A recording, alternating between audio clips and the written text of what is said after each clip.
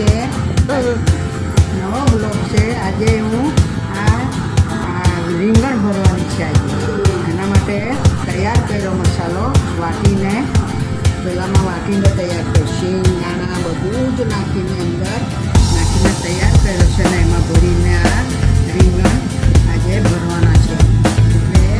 એટલે એને બરાબર ભરીને એને તેલમાં એકલા તેલમાં મૂકવાનું એટલે મસ્ત લાગે. આ ઘેરે ચટણી વાટવાની, પેલામાં મશીનમાં વાટે ને તો સ્વાદ લાગે નહીં, એટલે ઉથરી આવે તેમાં વાટીને આ ભરવાના છે. ચાલો લાઈટ દેશે આવી રીતે ભરવાના હોય. આ ભર્યા છે એમાં મસાલો ભરીને પેકિંગ કરીને આ બટાકા વેચાણ ભરવાનું છે, ટામેટું ભરવાનું છે. એટલે આવી રીતે એને ભરીને પછી એકલા તેલમાં મૂકવાનું હોય છે.